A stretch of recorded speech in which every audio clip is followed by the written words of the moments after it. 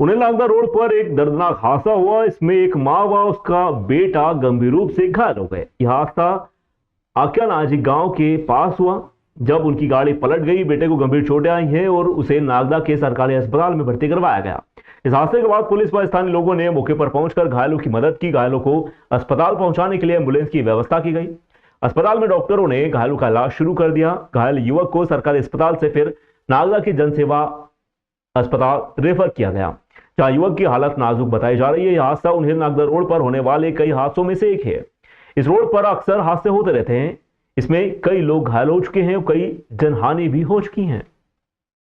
उज्जैन के पास नागदा में एक बड़ी घटना घटी, जहां पुलिस ने अपहरण कर ले जा रहे जनपद सीईओ, तहसीलदार व पटवारी को छुड़वाया। नागदा पुलिस ने नाकाबंदी कर अपराधियों को पकड़ लिया। गुरुवार को उज्जैन पुलिस को खबर मिली कि नीमच के जावद तहसील के जनपद पंचायत सीईओ आकाश धारवे का अपहरण कर कुछ लोग इंदौर की ओर भागे हैं। तत्काल एसपी प्रदीप शर्मा ने नाकाबंदी करवाई। इसके बाद हाईवे पर राजस्थानी ढाबे के पास काली कलर की स्कॉर्पियो गाड़ी आती हुई दिखी। पकड़ने के लिए पुलिस ने गाड़ी को बलपूर्वक रुकवाकर जनपद सीईओ, तहसीलदार व पटवारी को सुरक्षित रेस्क्यू किया। इस मामले में नीमच पुलिस ने बेटमा तहसीलदार जगदीश रंधावा, 5 पटवारी समेत 13 लोगों के खिलाफ एफआईआर दर्ज की है।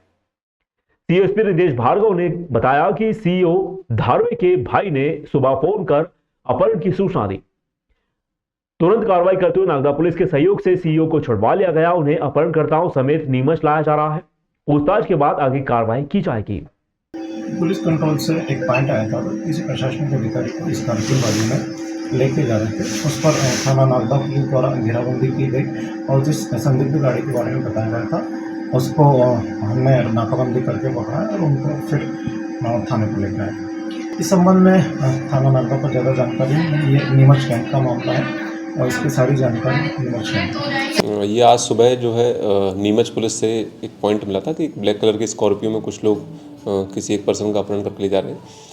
हम लोगों ने तत्काल सक्रिय रूप से एक्शन लिया और वहाँ नागदा, खाचरो, देवर, उन्हेल में कुछ स्ट्रॉन्ग चेकिंग पॉइंट लगाए ताकि कोई गाड़ी अगर वहाँ से निकलती है उस हुलिये की तो उसको हम लोग स्ट्रॉन्गली पकड़ पाएँ। तो प्रॉपर लाइनअप के साथ हम लोगों ने लगभग 9 बजे के आसपास जो व्हीकल आइडेंटिफाइड था, 2 गाड़ियाँ थी, उनको दोनों को पकड़ा और उसमें जो भी लोग थे उनको थाने लाया गया। थाने लाने के बाद नीमच की जो संबंधित थाने की पुलिस टीम थी वो आई, उनके हैंडओवर किया गया है। ये एग्जैक्टली तो बताना मुश्किल है कौन लोग थे, लेकिन कोई जनपद सीईओ का मामला था, वो अपहृत करके लाए जा रहे थे।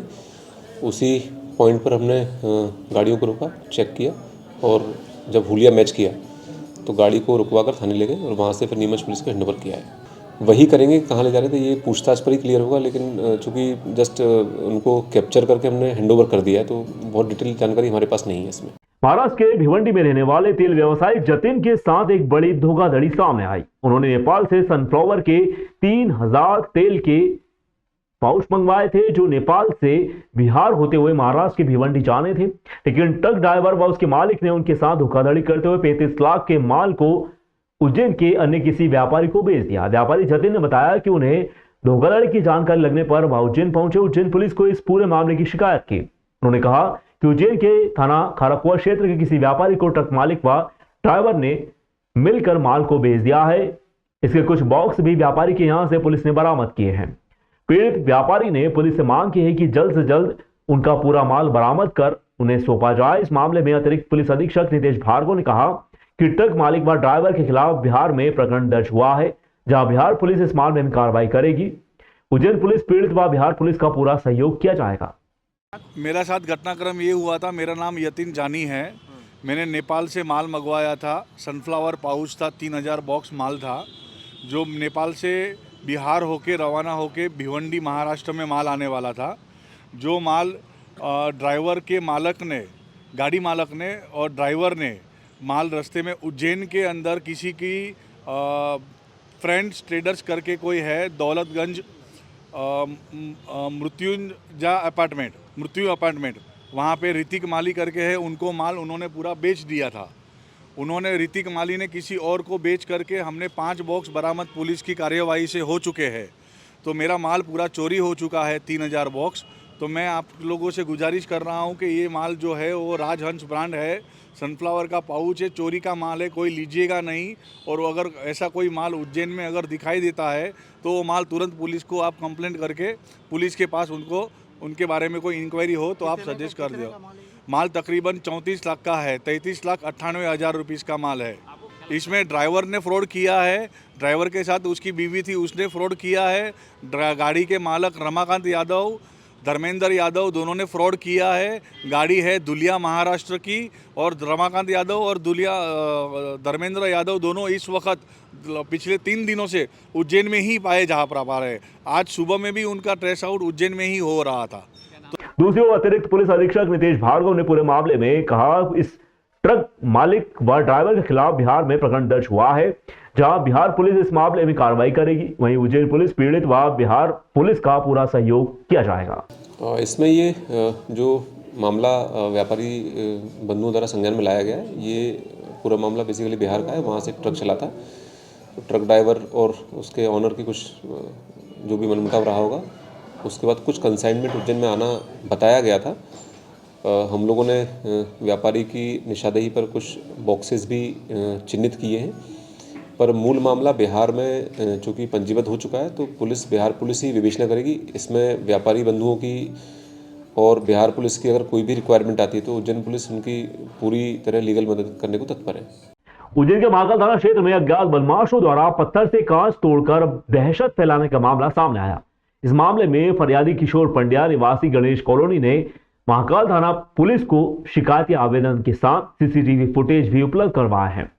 फरियादी ने बताया कि उनके मकान के निर्माण के दौरान अज्ञात व्यक्ति द्वारा पत्थर मारकर कांच फोड़े गए और गंदी गालियां देते हुए उन्हें जान से मारने की धमकी भी दी। यह घटना क्षेत्र में लगे सीसीटीवी कैमरे में कैद हो गई। इसके आधार पर पुलिस आरोपी की तलाश में जुटी हुई है। पुलिस ने सीसीटीवी के आधार पर इस मामले में जांच शुरू कर दी है और अज्ञात बदमाशों की तलाश में जुट गई है। पुलिस अधिकारी ने बताया कि इस मामले में आवश्यक कार्रवाई की जाएगी। बदमाशों को जल्द ही गिरफ्तार कर लिया जाएगा। नागदा के कस्तूरबा गांधी छात्रावास में छात्राओं की अचानक तबियत बिगड़ गई। छात्राओं ने शाम करीब 6:30 बजे पर खाना खाया था। इसके बाद उनके सीने में दर्द उठने लगा। उन्हें नागदा के जनसेवा अस्पताल में भर्ती करवाया गया। अस्पताल में भर्ती करवाए गए छात्राओं में से 4 की हालत खराब होने की वजह से उनमें से 1 को आईसीयू में व 3 को जनरल वार्ड में भर्ती करवाया गया। छात्रावास में हुई फूड पॉइजनिंग की शिकायत के बाद एक छात्रा को नागदा अस्पताल से रेफर कर इंदौर भेजा गया। जब नगर में सूचना फैली, क्षेत्र के पूर्व विधायक दिलीप सिंह गुर्जर, विधायक तेज बहादुर सिंह चौहान, पूर्व विधायक दिलीप सिंह शेखावत सहित सभी लोग जनसेवा अस्पताल पहुंचे। यह घटना मध्य प्रदेश के सहारनपुर में शासकीय कस्तूरबा गांधी छात्रावास में हुई, जहां 20 से ज्यादा बालिकाओं की दूषित भोजन खाने से तबियत खराब हो गई। शादी के कारण घर गए हो, बाकी सब वही हो। कितने बच्चे फूड पॉइजन का शिकार हुए? फूड पॉइजन तो नहीं है, चल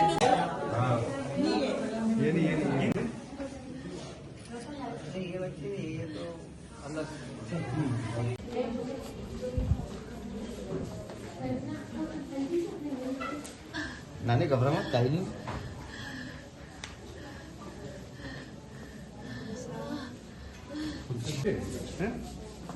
ये भी वही की। आप कहाँ के हो? गाँव कौन सा है? बेड़ा में। ठीक है बेटो।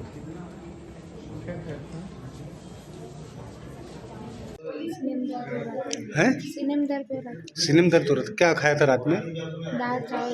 दाल चावल रोटी। कितनी बजे की घटना थी ये? 8 बजे खाना खाया था। फिर तबीयत कितनी बजे बिगड़ी? अच्छा, 6:30 बजे खाना खाया था और 8:30 बजे 8 बजे तक तबीयत बिगड़ गई थी। तो आपने किसको बताया था? मेरी वाले दीदी चक्कर आ गए थे, बेहोश हो गई थी। चक्कर आने पर बेहोश हो गए थे। क्या खाया था रात में? दाल चावल रोटी खाई। तो कितने मतलब आप ही 6:30 बजे खाना खाया था आप लोगों ने? 6:30 बजे खाया। तो तबीयत कितनी बजे बिगड़ी आप लोगों की? मेरी 8:30 बजे बिगड़ी थी। 8:30 बजे बिगड़ी थी। हाथ वगैरह दुखता था। अच्छा, बाकी और दूसरे बच्चियों का एक दूसरे को देख के घबरा गए। एक दूसरे को देख के घबरा गए। ऐसी तबीयत ही कैसी हो गई। और खाना हमने वही खाया था, तीनों ने खाया। आंटी जी वो एक और आंटी जी उन्होंने खाया वही खाना। सीने में दुख रहा था और सांसें रुकने लग गई थी। अच्छा, सीने में दर्द उठा और सांस मतलब रुकने लग गई थी। तो तुम भी बेहोश हो गई थी? नहीं, आप बेहोश नहीं थी। तो कितने बजे खाना खाया था? 6:30 6:30 खाया था। और तबीयत कितनी बजे बिगड़ी थी? 9:15 बजे। 9 सवा 9 बजे। तो आप लोगों ने फिर इसको इनको छात्रावास वालों को बोला, बताया था उनको, हमारी तबीयत खराब हो रही है? नहीं सर, बताया नहीं था, एकदम से हुआ था तो उनको पता चल गया था। मैं उसके दादाजी हूँ, दादाजी हैं आप? इंजन के दादाजी। अच्छा, क्या हुआ था? ये नागदान होता है, इनने जिसे फोन लगाया कि बोला अंकल की तबीयत खराब हो रही है, आप में जल्दी से आया। मैं गया तो कुछ में सरकारी अस्पताल ले गए तो मैं तो गया, थोड़ा बहुत ट्रीटमेंट करा, कोई थे नहीं तो बोले उज्जैन रिपेयर कर दो। मैंने कहा नहीं, अपन जनसेवा ले लो। इवन ये ही बस, बाकी तो सभी बच्चों ने वही खाया है, इवन बनाने वालों ने भी वही खाया है, हमने भी वही खाया है। मैडम कितने बच्चे हैं? 100। उज्जैन शहर में चौड़ीकरण मार्ग की तैयारी शुरू हो चुकी है। महापौर मुकेश टटवाल ने निगम आयुक्त आशीष पाठक के साथ इसकी समीक्षा की। इसमें सर्वप्रथम गाड़ी अड्डा, कोयला फाटक से निकास, खजूर वाली मस्जिद, बड़े पुल तक का चौड़ीकरण किया जाएगा। बैठक में निर्णय लिया गया कि मार्ग में स्वामित्व मकान व दुकान में नगरपालिका निगम द्वारा निशान लगाने की कार्रवाई पूर्ण हो चुकी है। नागरिकों से अपील की गई है कि वे स्वयं अपना मकान दुकान चौड़ीकरण के अंतर्गत हटाएं, निगम को सहयोग प्रदान करें। महापौर मुकेश टटवाल ने अधिकारियों को निर्देशित करते हुए चौड़ीकरण मार्ग में पानी, बिजली, सड़क जैसी मूलभूत सुविधाएं प्रभावित होती हैं। यदि किसी कारणवश भवन का मालिक किसी अन्य जगह पर किराए से रहता है तो वह प्रावधान के अंतर्गत किराया निगम वहन करे। इसके अलावा मार्ग में आने वाले धार्मिक स्थलों को हटाए जाने हेतु जिलाधीश की अध्यक्षता में समिति उक्त स्थल पर कार्रवाई करेगी। इस अवसर पर एमआईसी सदस्य सत्यनारायण चौहान, प्रकाश शर्मा, शिवेंद्र तिवारी, रजत मेहता, कैलाश प्रजापति, निगम के अपर आयुक्त पवन सिंह, एस शिवा, अधीक्षण यंत्री संतोष गुप्ता, पीयूष भार्गव, उपायुक्त कृतिका भीमावत, जोनल अधिकारी, भवन अधिकारी, उपयंत्री भी यहाँ पर मौजूद रहे। आज हमने जो हमारे शहर के चौड़ीकरण हो रहा है उनको लेकर के बैठक आयोजित की गई थी। अभी तक की क्या तैयारी है उसके बारे में हमने समीक्षा की है। साथ ही हमने ये तय किया है कि सबसे पहले हम कौन से रोड को चौड़ीकरण करेंगे। तो सबसे पहले हम जो रोड का चौड़ीकरण करने वाले हैं वो रोड है गाड़ी अड्डा से लेकर के निकास चौराहा से खजूर वाली मस्जिद, केटी गेट होते हुए जाने वाला जो हमारा मार्ग है, इस मार्ग का सर्वप्रथम चौड़ीकरण किया जाएगा। तो आपके माध्यम से मेरा नागरिकों से भी अनुरोध है कि वह स्वयं भी जो हमारे नगर पालिका निगम के माध्यम से मार्किंग करके भवनों को पर निशान लगा दिए हैं, जो इनका प्रभावित वाला हिस्सा है, स्वयं नागरिक भी उनको अपने हाथों से तोड़ सकते हैं और इस चौड़ीकरण में अपना सहयोग प्रदान करें। साथ ही मैंने आज बैठक में निर्देश भी दिए हैं कि ऐसे परिवार जिनका चौड़ीकरण के दौरान हमारा पानी, बिजली, ये सारी चीजें प्रभावित होती है, अगर उनको किसी कारण से अपने निवास पर रहने की सुविधा ना हो, अगर वो अन्य जगह रहते हैं, तो जब तक सड़क का निर्माण कार्य होता है तब तक का उनका भवन किराया देने का प्रावधान भी नगर निगम के माध्यम से किया जाए, ताकि हमारे नागरिकों को किसी प्रकार की असुविधा ना हो। मध्य प्रदेश सड़क विकास निगम द्वारा इंदौर जेन 6 लेन रोड परियोजना पर काम किया जा रहा है, लेकिन परियोजना की गति धीमी है। लगभग आधे हिस्से में खुदाई कर मोरम बिछाने का काम किया जा रहा है, लेकिन कई कारणों से काम में गति नहीं आ रही। इस परियोजना के लिए 1692 करोड़ रुपए का अनुबंध किया गया है। इनमें 15 साल के ऑपरेशन मेंटेनेंस के कार्य भी शामिल हैं। यह रोड उज्जैन में हरिपाटक पुल से इंदौर में अरविंदो अस्पताल के सामने तक हाइब्रिड वार्षिकी पद्धति से पेट शोल्डर के साथ बनेगी। परियोजना में 8 फ्लाईओवर ब्रिज, 70 कल्वर्ट बॉक्स बनाए जाएंगे। रोड प्लान इस तरह से किया है कि दुर्घटना की गुंजाइश शून्य है। निर्माण अगले 1.5 वर्ष में पूर्ण कराने का दावा है, लेकिन ग्राम पंचायतों के सरपंचों द्वारा एनओसी में देरी व ट्रैफिक डायवर्शन नहीं हो पाने के कारण काम में गति नहीं मिल पा रही है।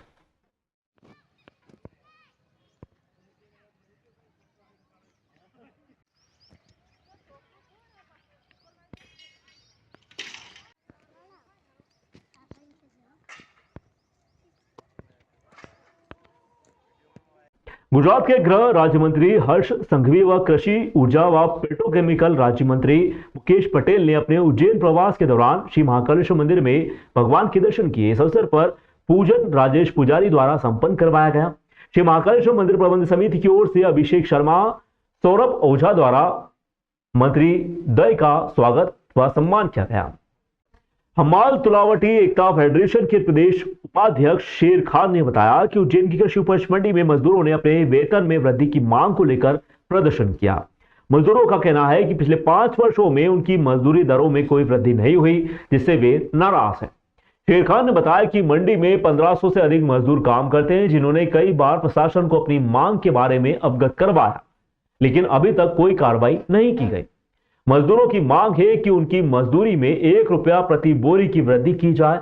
मजदूरों का कहना है कि अगर उनकी मांग पूरी नहीं की जाती तो वे चक्का जाम व भूख हड़ताल जैसे कदम उठाएंगे।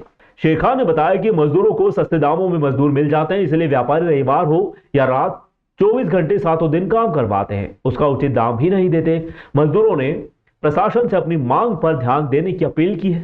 शेर खान ने बताया कि मजदूरों की मांग जायज है, प्रशासन को इस पर ध्यान देना चाहिए। अपने 5-6 साल हुए हैं, मजदूरी बढ़ी नहीं है। व्यापारी बुलाता है मजदूरी बढ़ाने के लिए और फिर टाल देता है उस बात को। हमें कम से कम 1 रुपया मजदूरी और बढ़ना चाहिए। साल से मजदूरी नहीं बढ़ी, हर साल 15%, 7%, 10% के हिसाब से मजदूरी बढ़ती थी। उनने 5 साल से कोई मजदूरी नहीं बढ़ेगी। व्यापारी को, प्रशासन को ये सूचना देना चाहते हैं कि पिछले 5 सालों से हमारी मजदूरी नहीं बढ़ी है, हमारी सब्र की सीमा ख़त्म हो चुकी है और आपके माध्यम से इन लोगों से हमारी मजदूरी बढ़ जाए, आपके माध्यम से इनके कान तक हमारी बात पहुंच जाए और मजदूरी बढ़ा दे तो ठीक है, वरना हमें आंदोलन करने पे मजबूर होना पड़ेगा। हमारी हर साल 5-10% मजदूरी बढ़ती है, पिछले 5-6 सालों से मजदूरी नहीं बढ़ी है। यदि उनको जोड़ें हम तो 1 रुपये बोरी बढ़ना चाहिए हर आइटम में। यहाँ है कम से कम 1000 से 1500 मजदूर काम करते हैं। मजदूरी बढ़ जाए, हमारी मजदूरी बढ़ जाए और जो रात भर काम करा रही है बंद हो जाए। इतवार को, संडे को काम कराना है, संडे को अगर सरकारी नौकरी वाले संडे को काम करते हैं तो डबल मजदूरी मिलती है। हमें तो संडे को इतवार पूरे हफ्ते बिठा रखते हैं, संडे को काम करवाते हैं व्यापारियों में, ताकि कोई आसानी से इनका काम हो जाए, कम पैसे में इनको मोटर भाड़ा मिल जाए। व्यापारी नहीं बढ़ा रहे हैं और प्रशासन जो है हमारा सपोर्ट नहीं कर रहा है। बड़नगर में 6 फरवरी 1915 को जन्मे प्रसिद्ध कवि व गीतकार कवि प्रदीप की जन्म जयंती धूमधाम से मनाई गई। कवि प्रदीप की प्रतिमा पर विधायक जितेंद्र सिंह पंड्या, नगरपालिका अध्यक्ष अभय टोगियो, पार्षद यादवेंद्र यादव एवं समस्त जनप्रतिनिधियों ने माल्यार्पण किया। कवि प्रदीप की जयंती पर नगर में रंगारंग कार्यक्रम का आयोजन किया गया। जेएन टोल्डर स्कूल के नन्हे बच्चों ने प्रदीप उद्यान पर प्रस्तुति दी। मुख्यमंत्री मध्य प्रदेश सहित कई लोगों ने अपने सोशल मीडिया अकाउंट पर कवि प्रदीप को याद किया। कवि प्रदीप का जन्म बड़नगर में हुआ था। उन्होंने मेरे वतन के लोगों जैसे प्रसिद्ध गीत भी लिखे। इनकी कविताओं में देशभक्ति व सामाजिक चेतना की झलक दिखाई देती है। कवि प्रदीप की जयंती पर बड़नगर में गौरव दिवस के रूप में मनाया जा रहा है, जो उनके योगदान को सम्मानित करने का एक तरीका है। डाले अपना डेरा, वो भारत देश है मेरा। पंडित प्रदीप जी वास्तव में बचपन से ही उनके मन में देश प्रेम और देशभक्ति कूट कूट कर भरी हुई थी। 6 फरवरी 1915 का वो दिन था और बड़नगर की ये धरती थी जिस पर एक ऐसे व्यक्तित्व ने जन्म लिया जिन्होंने अपने गीतों के माध्यम से देशभक्ति का जज्बा बढ़ाते हुए इस बड़नगर का नाम पूरे देश में रोशन किया।